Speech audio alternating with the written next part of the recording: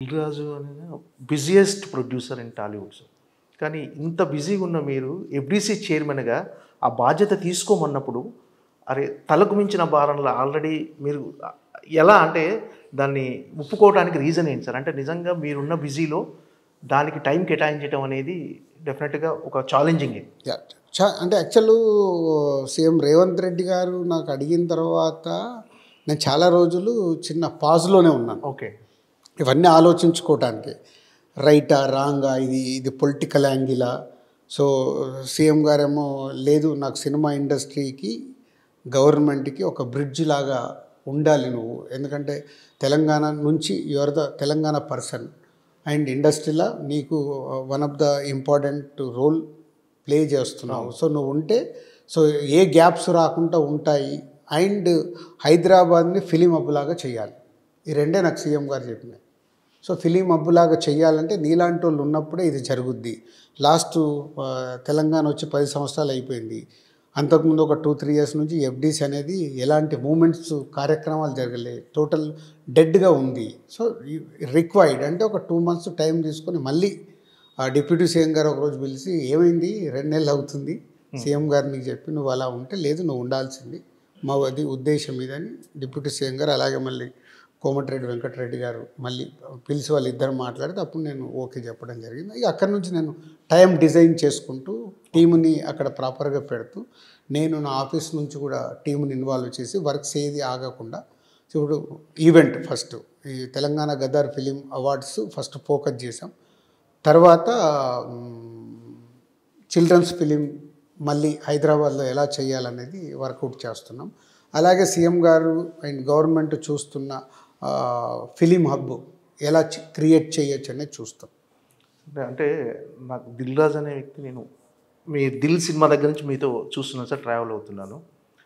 నాకు ఇప్పుడు ఒక వింటేజ్ దిల్‌రాజు గారిని కోరుకుంటే అంటే ఆ టైంలో దిల్‌రాజు గారు అంటే కొత్త కథలు వింటూ కొత్త టాలెంట్ని ప్రోత్సహిస్తూ అలా కోరుకుంటున్నాను సార్. మళ్ళీ వింటేజ్ దిల్‌రాజు, కొత్త సినిమాలు, కొత్త కథలు. ఎస్, ఇప్పుడు నెక్స్ట్ సాటర్డే రోజు దిల్‌రాజు డ్రీమ్స్ అనేది వెబ్సైట్ లాంచ్ చేస్తున్నాం దాని గురించే సార్. సో నన్ను నేను అప్గ్రేడ్ చేసుకోవడం. ఒక 22 ఇయర్స్ బ్యాక్ నేను స్టార్ట్ అయినప్పుడు నేను కొత్త దర్శకులతో కొత్త వాళ్ళతో చాలా ఫ్రెండ్లీగా ఉంటూ అందరు కొత్త దర్శకులు ఒక 10 మంది 12 మందిని ఇప్పటికి ఇంట్రడ్యూస్ చేసాం అవుట్ ఆఫ్ 60 ఫిలిమ్స్లో.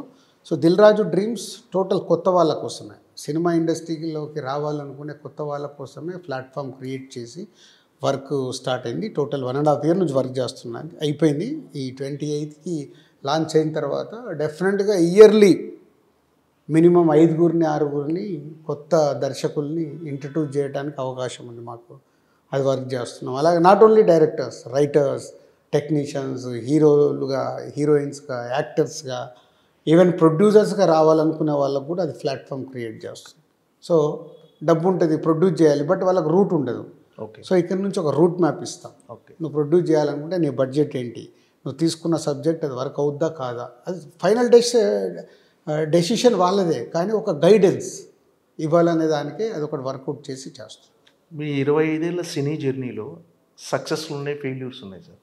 ఒకవేళ ఇప్పుడు అంటే కొన్ని మనకు తెలియకుండానే కొన్ని తప్పులు జరిగిపోతుంటాయి సార్. ఒకవేళ ఒక టైం మిషన్ లాంటిది వచ్చి దిల్‌రాజు గారు అందులో ఉండి ఎక్కి మీరు వెనక్కి వెళ్ళే ఛాన్స్ వస్తే ఏ తప్పును కరెక్ట్ చేసుకొని మళ్ళీ వస్తారంట, అంటే ఇది జరగకుండా ఉంటే బాగుండు అని, అలాంటిది ఏమైనా ఉందా సార్? అంటే ఏం లేదు, తప్పులతోని తప్పు అని కాదు, బట్ అలా జరిగిపోయింది. లైఫ్లో మన లైఫ్ జర్నీలో ఎప్పుడు ఏది కొత్తది వచ్చినప్పుడు అలా పాతది మనకు అద్భుతంగా ఉంటుంది సార్. పాతే అద్భుతాలే. అంటే ఇప్పుడు నాకు ఆర్య తీసినప్పుడు కానీ, దిల్ తీసినప్పుడు కానీ, భద్ర తీసినప్పుడు కానీ, బొమ్మరిల్ తీసినప్పుడు, పరుగు, మున్న, కొత్త బంగారు లోకం, అవన్నీ అద్భుతమైన ఎక్స్పీరియన్సులు. అవును, అద్భుతం.